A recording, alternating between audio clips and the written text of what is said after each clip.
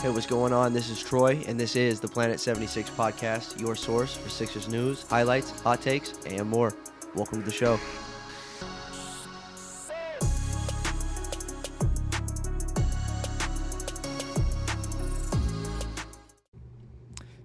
What's up, everybody? Welcome to Planet 76. Michael, I'm going to jump right in right now. We're getting straight to business. So I ended last week's little mini episode. We gave you a week off. I don't know how we were able to pull that off, but we gave you a week off last week, and I ended last week with a Doc Rivers quote. Two quotes, actually, that were 2 weeks apart. One coming on June 5th, somewhere between the series, maybe, between first and second round. And he said, quote, "If your goal is to get to the second round, then how low are your goals? If that happened and that's all you get, that is, quote, not successful for me." 2 weeks later, Doc Rivers post-game after Game 7, okay? Post-game after Game 7, Doc Rivers does a 180, and he says, "This team last year got swept in the first round. I am not going to make this into a negative year." They didn't even get out of the second round. He said that wouldn't have been a goal even 2 weeks before. So what is your take on that? And does that line up even with how you view it? Where are you at, and what do you think about that?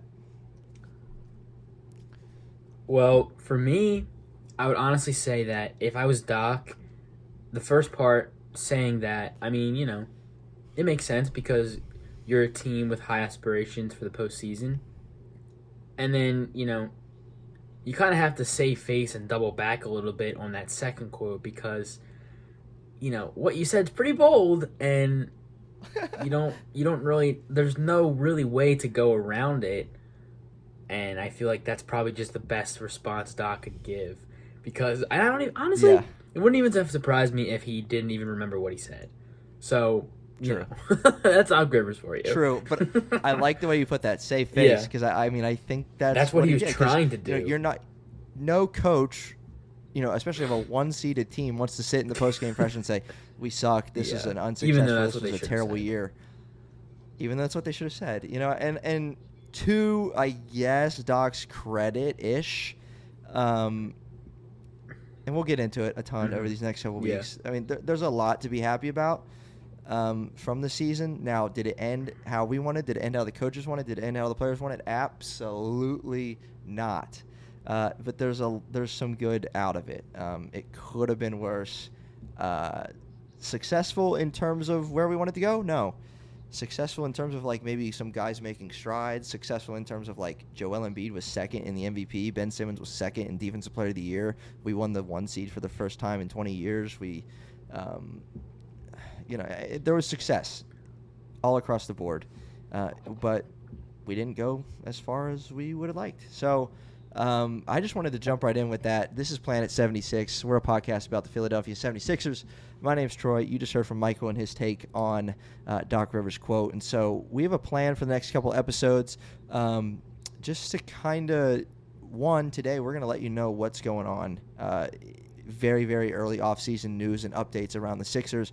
I promise you there's going to be a lot of Ben Simmons talk on this episode, so if you're curious about him, which everyone is, do with him, especially now. Everybody is. He is the talk of everything right now, and we're going to talk about that a ton today. And we actually got some questions from some of you that we're going to dive into today, open up the mailbag, as they say on PTI, and get some takes there. So, but what is it going to look like next week or the week after, Mike? Tell them what's going on there. So, as Troy mentioned, today we're going to be getting into some off-season stuff, obviously Ben Simmons things. And then in the next coming weeks, I think you have it on here with next week, but in the next coming weeks, we're going to focus on the season grades, regular season, talk about our thoughts with the playoffs, and just give our overall thoughts on, the season in general as a whole, talk about certain things, not talk about certain things. Well, we'll talk about everything if we end up there. But and also some off-season updates as they come in, because as you know, things could happen every day. So we're going to be giving you guys updates on those things as they come.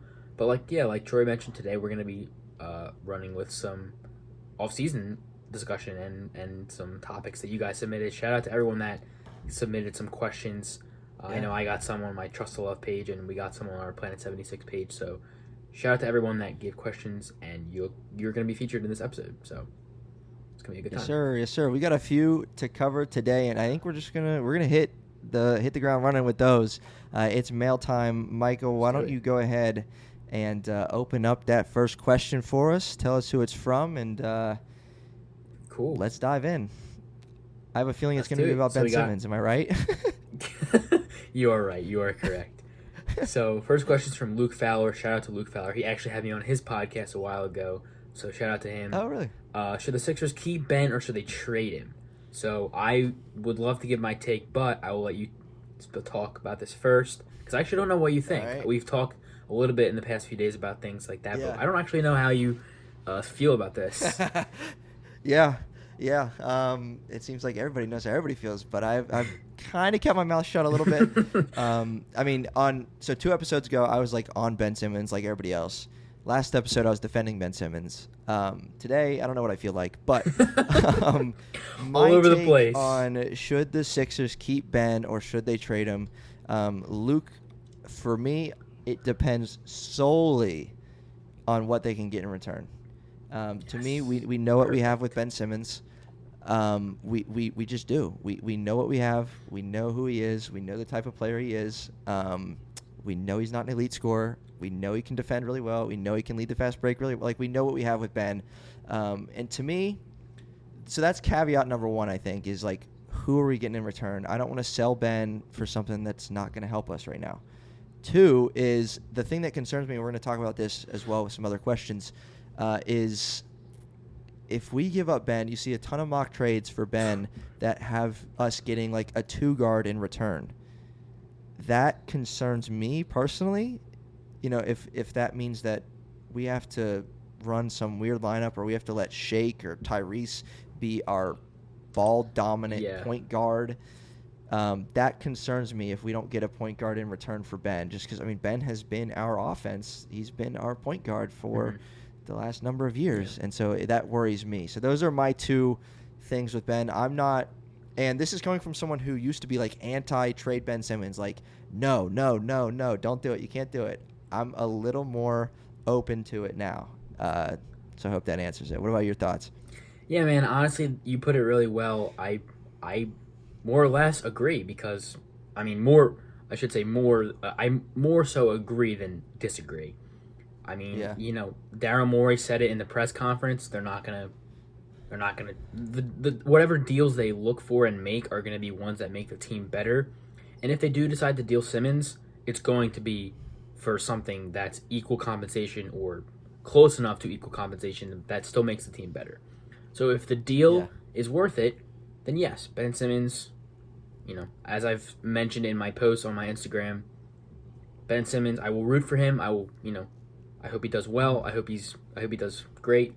But if it's for, you know, elephant in the room, Damian Lillard, I'm making the trade. It's that simple. That's what I was gonna say. It's that simple. Yeah, I was like, there's a guy in Portland who I'm kind of interested in, and his name is not C.J. McCollum. Yes. So you put it perfectly. Full disclosure, it's Damian Lillard. Yeah, you put it and perfectly. We'll get there. Yeah.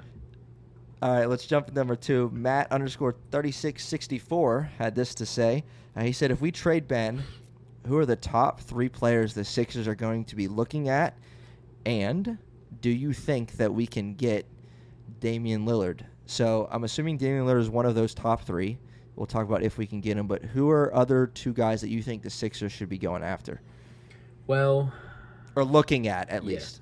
Well, a lot of people, this has been the case for, I would say, most of the season, especially at the trade, obviously after the Harden trade, but especially up until the trade deadline. Zach LaVine and Bradley Beal are 2 names that a lot of people want to see Simmons be traded for. And so in terms of those top 3, I would go with Lillard, Beal, and LaVine. And honestly, in terms of talent, obviously Dame is head above those 2, but in terms of talent, I don't know who else you would even put in that top 3. Only because, as I mentioned, these 2, and I guess Dame as well, but these 2 guys have been mentioned with trade talks with Simmons for months. It's June. It's July. Yeah. Oh my gosh. July. It's been July 1st, 6 months, 5 months, you know, so I think those 3 for sure. Yeah. No, I agree. I think especially in terms of talent, those are the three guys. Now, again, two of those guys are two guards, and we both have maybe a little concern over that. I mean, there's been so many mocks lately. It is mock trade season in full swing, especially for Ben Simmons. I mean, there's been so many teams involved in discussions.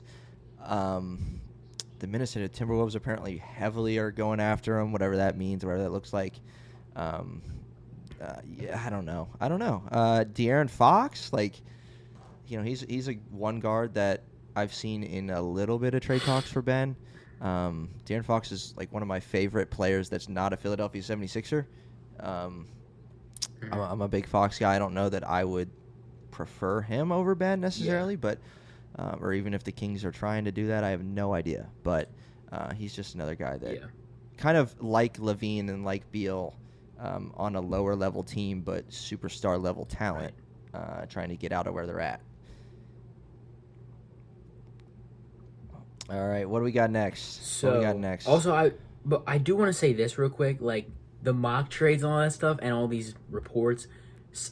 It's just, I've talked about it before. I don't even know if it's on here or not, but I've talked about it before. It's just there's so much going around, and 99% of it is just fake. Most things that come out about certain players, especially about Simmons and teams, I'm doing air quotes, teams that supposedly want Simmons, but it's like, how do we actually know that these teams really are actually want Simmons? Because a lot of the people that were saying, "Oh, my sources tell me this, my sources tell me that," do they even have sources? Like, do they have any credible sources? That's why I have a hard time trusting anyone unless it's Woj or that's it, or Shams, right? Because they know everything, right? And unless it's them, the other guys around them don't have nearly as much credibility. So that's my rant for the day. So. Yeah, no, I mean, you're right. Who can we trust? I mean, not only is it mock trade season, it's like say whatever you want season. Yeah, and people will believe you. Yeah. Crazy. Right. So, so let's get to the next question. So, Noah Stone. This is one that I got. Shout out to Noah Stone. He says, I don't see Ben being dealt this year. How can he be more effectively utilized on this team? ? Position change, play style change, new ways that he can mesh with different players. He says, podcast is great, by the way. Very good to listen to. Thank you very much, sir. Hey. Thank you, Noah. So what can Ben Simmons do? I will let you go first. Yeah. So if Ben's not dealt, Noah's saying, all right, how can we make this thing work? Attempt number 17.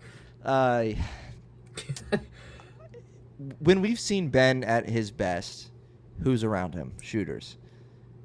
When we've seen Ben at his best, he's pushing the ball in transition. And I think that can be emphasized more so in the Sixers offense. I think if you have these lineups, sometimes featured in the playoffs, you have a lineup composed of Ben Simmons, Dwight Howard, and Matisse Thybulle. That's not going to help Ben Simmons. So I think the Ben Simmons lineups where he's featured with the bench have to be better suited for Ben. Like if you desire for Ben to play well and play effectively, I think that it matters who's around him. He's a pass-first guy. We clearly know that. Yeah. So I think it matters who's around him. Position change. I don't know. I have a tough time saying yes, go for it. I don't know about you. I don't know what a position change in title is going to change about Ben Simmons' game. Okay, he doesn't bring the ball up as much. That doesn't really matter to me. So I don't know what that could look like if they will do it. Does that mean Shake Milton's the one, Ben Simmons is playing the 4, Tobias to the 3? I don't know. And I do think Ben, obviously a ton of it, even admittedly from Ben, is mental. He's got to work on it. And I'm not the biggest guy that's Ben Simmons has to shoot threes. Ben Simmons needs to shoot higher than 32% from the free throw line. That's a fact. So, he needs to work on that. He needs to work on, there were times against the Hawks where he was so in his own head that, normal cuts, normal slashes to the baskets, normal like dunker spot kind of plays for Ben he wasn't doing, where we've seen him be effective in the past. So I think some of it's improving, who can be around him, and some of it's like just Ben in his own head. Figure out what you got to do, man. We know you can, so just do it. Yeah, I find myself in the same boat as you. I want to, for my answer, I want to delve into what you mentioned about the position change for Simmons. A lot of people want to say that they should play Simmons at the 4 spot, which would, I guess, unlock his... I mean, obviously he's a good playmaker, passer, all that stuff. I guess it would just allow him to be under less pressure on the offensive end. I mean, I see it as if the Sixers somehow find a point guard to play alongside him who can take some of the offensive pressure off of him and some of the playmaking duties and facilitating duties off of him. It will make the game easier for him and he'll be more comfortable. I mean, I don't really know how far of a stretch that might be. But, however, I would see something like a Drew-Giannis relationship in Milwaukee, how Drew Holiday, I mean, both of them can handle the ball, both of them can facilitate the ball, but Drew Holiday is a point guard who can score and defend, score from all 3 levels, really, and defend, and he is also a good defender, which doesn't really matter, but he sort of takes, and even like a Dennis Schroeder LeBron kind of thing, like a point guard and a point forward who are really good playmakers, passers, all that stuff, who sort of benefit from each other because I know in Milwaukee, Drew and Giannis run a lot of pick and rolls, and that's how Giannis scores a lot of his points. The Sixers could maybe take a page out of that book, find a point guard somehow, free agency, make a small trade somehow, put Ben at the 4, have a playmaking point guard / creator on the perimeter, and sort of have that kind of relationship where Ben becomes a role man and the floor opens up more for him because the defense draws up the point guard. Yeah, that's so from that point, that's where I would go with that, because honestly, I mean, aside for Ben just becoming more of the player that we know he has been and that he is because we've seen it, I don't know what else to even answer that. So that would be my answer, is sort of take a page out of Milwaukee's book and find a point guard and run Simmons at the 4 so that can, have that sort of relationship off of each other, point forward, point guard kind of thing. So that's my answer. Yeah, that's a good comparison, I think. I feel that that's a good comparison. One certainly to strive for if they were to go that route. And I don't think even in Ben Simmons like quotes and stuff on this situation topic previously, like he said, I'm a basketball player, like I'm kind of positionless, like I don't think he's going to be like devastated to find out, okay, you're going to be more off ball. He's still going to be pushing it in fast break situations. He's still going to, be, bringing it up. He still have the ball in his hands 90% of the time. Yeah. Yeah. Yeah. So I think that, the key is, when Ben gets rid of the ball, how can we get it back to him and him be effective? Right. Because a lot of times Ben passes the ball, someone makes a shot, or Ben passes the ball, doesn't get it back again. Like what kind of actions can Ben be involved in where he can get it back in a comfortable spot where he can either drive or he can kick, and that's not coming off of his first initial pass. I think that's key. Something for Doc to figure out if Ben is still sticking around. You mentioned a point guard who we could maybe go grab. That might be a good thing. And this next question features one who is interesting. I didn't even try to weave that together. Wow, look at me go. That was good. So Austin Ramirez, 21, all the way from Houston, Texas, says this: how can we get Kyle Lowry on the current team? Kyle Lowry is an unrestricted free agent this year. Philly guy. What's your take on Kyle Lowry? 2, you think it's a good fit? 3, how do we get him? So, 1, my take on Kyle Lowry, I mean, I'm not going to lie. When he was swirling around the rumor mill not free agency, trade deadline, I wasn't really opposed to it. I didn't want to give up the house for him because he is 35 years old, making a lot of money. So I wouldn't mind him if it doesn't cost us a third of our team. And I know what the deal will look like because it already was offered, supposedly.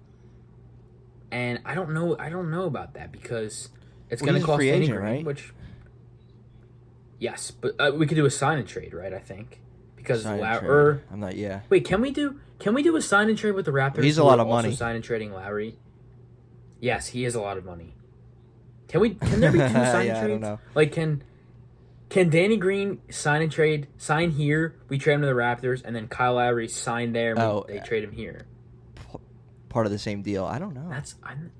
Because that's what would have to happen, which might be a loophole. And then you might have to give up Thibault or Maxey. And in this kind of deal, I don't know if I want to give him up. If it was for a Damian Lillard, then yes, please. But if it's for Kyle Lowry, who is 5 years older, who makes a ton of money, who just had a toe injury, I'm pretty sure. I don't know. I like Kyle Lowry. I'll say this. I like Kyle Lowry.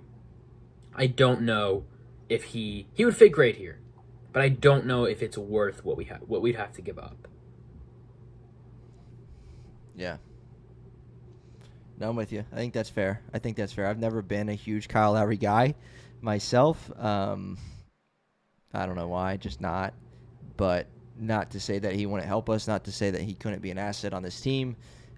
He certainly could, and I think that would certainly play into, if Kyle Lowry's healthy and doing what he can do, that certainly plays into getting Ben off the ball a little more, getting him to different, unique positions where he can score, where he can be effective, where he can maybe develop even just as a new role as a part of this team.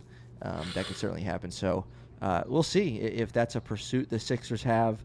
But that's all the mail questions we got. Thank you for all those, and I hope we answered some of those. Hope we added some. Yes, thanks to everybody for sending in questions. Yeah. A few more things to jump into. We're going to talk a little bit more about Ben Simmons. So just, I don't know. I mean, we've touched on it a lot, I guess, but like, what's your thoughts just in general on Ben Simmons, on the potential of these two guys in Portland? There's been a lot of mocks with Rocco coming back to the Sixers. So, start with Dame, start with CJ, wherever you want to go with that. So, I did mention it earlier in the episode, and you also, I kind of piggybacked off of what you were saying, but basically, when we're talking about deals that make it worth it for the Sixers, I don't know if a CJ McCollum, Ben Simmons swap makes it worth it for the Sixers, because, Preach. Yeah. The only real thing that would make this deal work is the fact that they make the same amount of money. That's it. I'm not going to say CJ won't fit here because he'd fit great, but would it really be worth it for the Sixers enough to make that trade? CJ McCollum is 30. There's a difference between CJ McCollum 30 and a Damian Lillard 30, which actually CJ McCollum might be 29, but either way. So I just don't know if it would be worth it enough for the Sixers to make the trade. And that's really all I'm going to say, because I just don't know if CJ McCollum does it for us, honestly. I don't know if having him run the offense is what we need / even want, really. So that's my thoughts. And then Lillard, yes, go all in for Lillard. I don't care. Everyone besides Embiid is untouchable. And maybe Seth Curry. And Tobias Harris. So, send the house for Dame Dollar. So CJ, you posted something about a Ben Simmons CJ McCollum deal, and for like 2 days before, I was thinking, because I saw a bunch of CJ stuff rolling around, and I was like, I don't know. I was like, I don't think so. I don't think that makes us better. CJ is a phenomenal scorer. He's not quite a Bradley Beal in my opinion. He's not quite. That's what I said too. He's great scorer, great shooter. Nothing wrong with him as a player, but I I just don't know. But think about he does one thing better than Ben Simmons. He does it much better than Ben Simmons, but he does one thing better than Ben Simmons, and that's score the basketball. C.J. McCollum is a notoriously bad defender. C.J. McCollum doesn't help us in terms of finding. He'll have the ball a lot, but he's not going to run our offense. Now the other guy in Portland, Damian Lillard, like you said, send the house. Phone. Send the house. So would you be like, I don't even know what it would look like, but I'm going to have you rank. We might have to get rid of 2 of the 3 guys. Let's say Matisse, we got Shake, we got Maxey. 1 being send him on the first plane to Portland, and then 3 being like I'd rather hold on to him if I could. Okay. Rank those 3 for me. All right. What's 2? What would be 2? We're in the middle.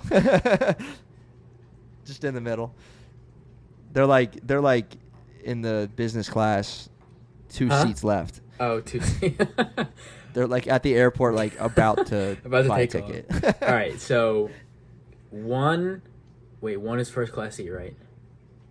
Yeah, first plane out of Philly. I'm going to get hate for this, give up at least 1. but I welcome it. Yeah. I'm going to get hate for this choice, but I welcome it. Number 1, Tyrese Maxey. I'm sorry. I'm sorry to anyone who likes Tyrese. I like Tyrese Maxey. I have no problems with Tyrese Maxey, but he is probably the most intriguing prospect. Not enough. Most intriguing player of the bunch, in my opinion. So, I would, if it's a first class seat to Houston. Not Houston, Portland. I'm sorry, Tyrese. I hope you're not watching this podcast or listening to this podcast. That would not be good. Okay, 2. Okay. Probably. For the good of the team, I would go 2 Shake Milton. But for the good of myself, I would go 2 Matisse Thybulle because I love Shake Milton out of the 3. I love him the most. Yeah. So I would say, being objective, I would go 2 Shake Milton, 3 Matisse because I think Matisse. Okay. I've actually grown to like Matisse a lot this season, and I honestly think he has a lot of potential because his offensive game is still. He still has a lot of flaws in his offensive game that can be fixed. And if he's able to shoot a decent percentage from 3, he's a starter. That's how good he is on defense, obviously. But if he can shoot decently or score the ball decently, he's a starter. He replaces Danny Green like this, instantly. So that's my answer. Yeah. Okay. I think, oh, man. Sending Maxey out. Sheesh. If I had to answer that, I would probably say sending Shake on the plane out. And I like Shake, but he's got to go. And then I would go with, I'd probably go with Tyrese Maxey, and then I would go Matisse. I agree with you. I think he's the one you want to keep, just solely his defense, his potential offensively. The dude is amazing, and he's already proven, I think, that he's going to have a long career in this league. But like this dude, if he develops a jumper, if he develops more whatever on the offensively, anything. Yeah. If he takes any steps offensively, he's a starter. Very long career ahead of him, and so that's what I would do. But we'll see. Wait, did you do the same thing as me? No, so I said sending Shake gone. Oh, did you do? Bye. Okay. I flopped Shake and Maxey. And I wouldn't have said that probably a couple weeks ago. Gotcha. But here we are. So let's talk about Portland specifically, like their organization, what the heck is going on, what the heck is going to happen. They just hired Chauncey Billups as head coach. There's rumors, like you mentioned, we don't know who to believe, what to believe, that Damian Lillard wasn't happy about the hiring process with the coach. He didn't get much say. Why would he not get much say? I don't know why he would not. Damian Lillard is and has been recognized for the amount of years he's been in the league. He's 30 years old. He's been around for a while. as like the most loyal dude in the NBA. I think that's fair. Damian Lillard has been in Portland from the jump. He's been their guy. They love him. Yep. He's loyal to the soil. Like, he has a song, I think, called "Loyal to the Soil." Crazy. Dame the Dollar. dude, Dame Dollar, and he's good at rapping. The dude's got just swag. Like, him and Devin Booker, I think, are just the coolest guys in the league. But that's not the point. The point is this, is that Damian Lillard has to request a trade, right? And Damian Lillard, to date, has said, like, I'm not chasing rings. I'm not doing this. I'm loyal to where I'm at. But do we think he's seeing the light, saying, like, I'm tired of getting knocked out in the first and second round? Like, could the rumors be true? Could Damian Lillard request a trade and get out of Portland and go chase a ring? Like, I don't know, but I hope so. I mean, yeah, it's very possible, especially considering, I mean, the Blazers, the teams that they built around Dame, they're good, but they're never playoff contending. I mean, not playoff contending. Playoff, I guess, how would I even say that? I'll just say championship contenders. Contending. Yeah. They're never championship contending rosters. They have good teams. It hasn't really been a great team. I don't even know when. I mean, at least the last half decade, they've never been great. They've been good. They made a second round. I think they made it to the Western Conference Finals once. But nothing ever really substantial. Like you mentioned, the first and second round exits have just been all over, because that's what the Blazers have done. And I would, if I'm Dame, I mean, at some point, where is the line in the sand? Where is the line? Hey, you know, if you don't build a roster around us, like, please trade me, because I don't want to be on a losing franchise anymore with a losing culture. That's not what I want. He's 30. Yeah. And he hasn't really had any sort of winning. I mean, he's won games and made to the playoffs and all this stuff, but I mean, he doesn't really have a ring or anything to show for himself for all the effort he's put into the city of Portland. And there's got to be a point where you're like, okay, I'm done here. You know, please trade me. I want to go here. I want to go there. Yeah. Yeah, and I think he's earned that right. Oh, yeah. To say that. 100%. After all the times he stayed loyal to them, definitely. Yeah. I don't think Portland's going to be burning his jersey. I think they're going to understand. I think that it may, like, I'm seeing things that are saying, like, they're kind of, like, if you're not going to let Damian Lillard in on who you're going to hire as coach, like, you're pushing him out, and it's intentional. Like, they're doing this for a reason, and why, I don't know. Like, maybe they realize as their franchise, like, they're not going to come get another star that's going to come play with him that's going to make them into a championship contender, and so why give him this continue to pay him and continue to do this if we're just going to get first and second round exits? Let's rebuild.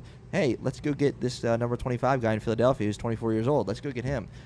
Face of the rebuild. I don't know. The Blazers should rebuild. They have to rebuild. I think it's time. Yeah. But, I mean, Lillard has so earned his loyalty card, and I don't think anyone's going to bash him. I don't think anyone's going to get on him for wanting out. You know, it's not a KD situation with Oklahoma City by any means. Dame's given everything to that city, and if he wants out, I think that's fair. If he does not want out and he doesn't request a trade and he stays there for the next 7 years and retires, I think Damian Lillard's, like, his loyalty card goes from, like, where it's at now to, like, platinum level. Like, I mean, that is loyal if he stays through all of this and this coaching changes and multiple first and second round exits. If he stays, he's a trooper. But, you know, I was thinking of this week. I can't name another player who has been in one city as long as he has and is as good as he is, or, you know, star/superstar, other than Steph Curry, who's been in one city as long as Dame. Can you name anybody other than Steph? I mean, I would have said Russell Westbrook, but he got traded. He was in OKC for he was 10 one years like that. Almost. He was like that. There's no one. I mean, it's superstar, star level. Nobody. I mean, Giannis will Nobody. get there. Embiid will probably get there, but those guys are 26. You know, I mean, 4, 5, 6 more years, they'll kind of be the same thing.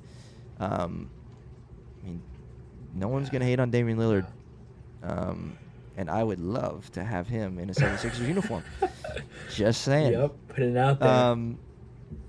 All right, so we've talked about Dame. We've talked about CJ. We've talked about Bradley Beal. We talked about Zach LaVine. What else have you seen? I'm curious whether those guys are elsewhere for Ben Simmons. And, you know, are you given any light to those other Mark trades? We've talked a lot about Dame. We've talked a lot about CJ. We mentioned Bradley Beal. We mentioned Zach LaVine.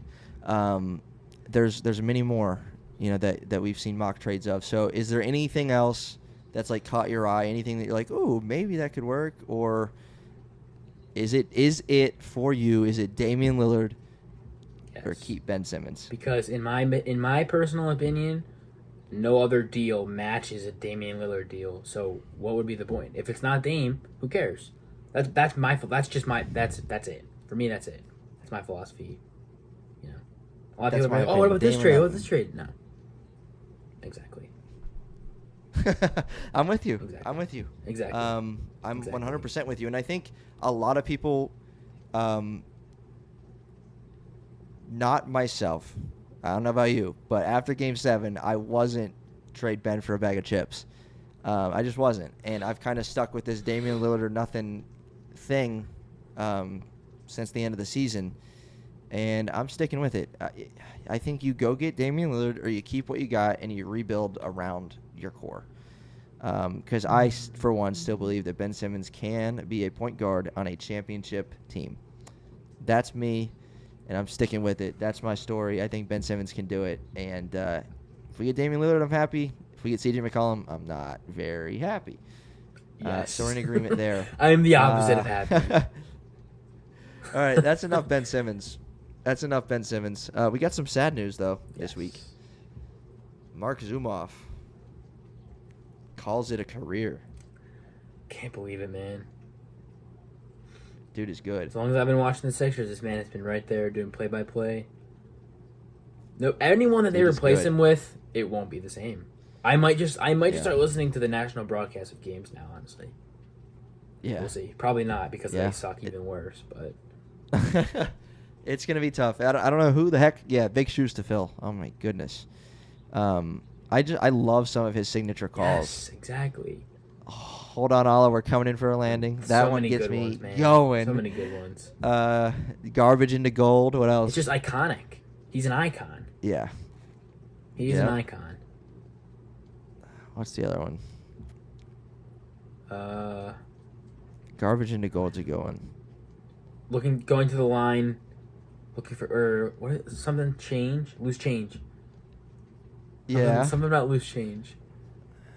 I like the shot clock is unplugged. Yes, I love that. I love that. Yep. Oh. On the seesaw, I think he says something like that. He's just got some signature lines that are just so creative. Locking all windows and doors when we need a stop on defense. Yes. I love that. Yes. Dude is just good. He's good. And the emphatic yes at the end of games on a game winner or something big. He's going to be missed. But major shout out to Sixers play-by-play announcer Marc Zumoff. So we talked about Ben, we talked about Mark, but we've got some free agents looming.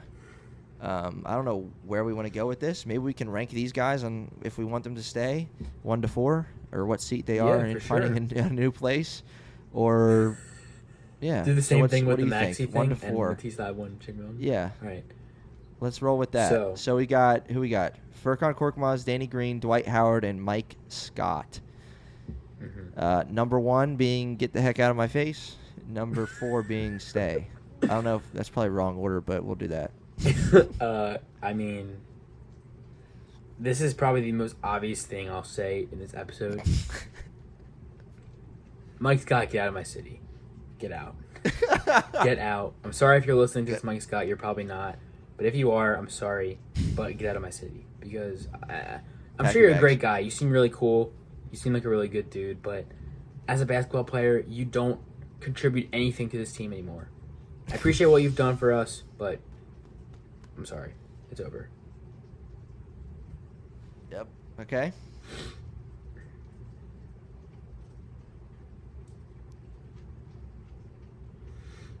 I'm in full agreement on your number one choice to leave. All right, number 2. I keep forgetting to do my order. Okay. Number 2. As much as I hate to say it, Furkan. I'm sorry. I like Furkan a lot. I've made posts dedicated to Furkan. I have his jersey, but I'm sorry because the other 2 here, I want them to stay more because I feel like they contribute more to the team, and that's ultimately, as a fan, what you want to see. So number 2, waiting to get on the plane is Furkan. I'm sorry. Okay. And then number 3, who is waiting in the air? What was 3 again? 3's like they're close to being on the way out. They might be packing their bags, getting ready, but they also might not be. Yeah. Dwight Howard. I like Dwight a lot. He did some really nice things for this team this season. Something that we haven't had a competent backup big man for Joel Embiid. So Yeah. Dwight Howard is 3, and then 4 we'll say is in their bed, tucked away, nice and time for a nice nap. Is Danny Green, for obvious reasons. If you ever slander Danny Green, you're a clown because Danny Green did nothing. I mean, he had bad games. Sure, everyone has bad games, but for the most part, Danny Green played fantastic for us this season. He was the leading corner 3-point percentage shooter for a nice chunk of time in the regular season, and that's all I really need to say because Danny Green was great this season.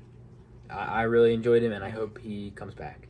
There were reports from Keith Pompey, which, again, I'm not sure if I can believe them, but that Danny Green would not be coming back. So only time will tell, but I hope those are not true because that would suck. Yeah, that was strange because like the Sixers, whatever their day after the end of the season, they're like, I don't know what you call it. The press conference? last presser of the season, yeah. Doc Rivers told Danny Green, I'm sure you saw it, like, you're not going anywhere. Yeah, so that's and Danny weird. said that. So it didn't That's really what I'm saying. match These up reports, at all. man, you don't believe everything you read online. I mean, if that's not, even outside of basketball, don't believe everything you read. Yeah. And I fully think between Doc and the coaching and with Danny, I think there's a mutual, obviously, respect there. And I think that if they can work something out, they'll work something out, and Danny will be back. The only thing I might change on your list that I might would be to swap Furk and Dwight. Give Furk a little more safety on his possible trip out, a little more cushion, a little more real estate in Philly. And that's just because Dwight pissed me off in the playoffs, to be honest. Dwight was really, really good all regular season. He just made me mad sometimes in the playoffs. And Furk did too, of course, but that's Furk. We've seen him do some good things, and he's still so young. Caveat to that, only get rid of Dwight if you got someone who is, again, like you said, competent, can be a backup big that can get the job done. Wait, so who would you switch? Who did you say you were going to switch on my order? So you had Mike Scott leaving, and then you had the next closest, Furk and Dwight. So the only thing I would flip is put Dwight closer to Mike Scott and move Furk a little more closer to safety. Oh, Dwight and Furk. Really? Okay, interesting. Very interesting. Maybe, yeah. I respect that. All right. Just because, Dwight made me mad, man. Dwight made me mad in the playoffs. He just did. All right, I think that's it. I mean, again, next couple weeks, we're still going to be doing this season recap thing. This was a good one. This is, again, just kind of current events of the Philadelphia 76ers, what's going on, what could be done moving forward, what needs to be done moving forward, our opinions, our takes on that, some fan questions. And next week will be more of a full season recap, playoff recap. Maybe toss some player grades in there like you had from Trust the Love. I say you bring those on to the show. We'll break those down. I'll gladly do that. And gladly. And go from there. Sweet. All right? All right. We'll see you next time. Planet 76. Be sure to subscribe. Mash that like button. Whatever you got to do. Leave a comment. I don't know. Whatever the kids say these days. Anything. Do whatever you have to do. If you enjoy the podcast, find something to do to help us out. Anything you want. Comment, message. That's right. Email, whatever the case may be. It takes 2 whole seconds to send this link to somebody you know. So do it. True. Imagine you send it to 5 people, peace. and then those 5 people send it to more people. Exactly. Get the ball rolling, man. Planet 76. We're taking off. We'll see you next week.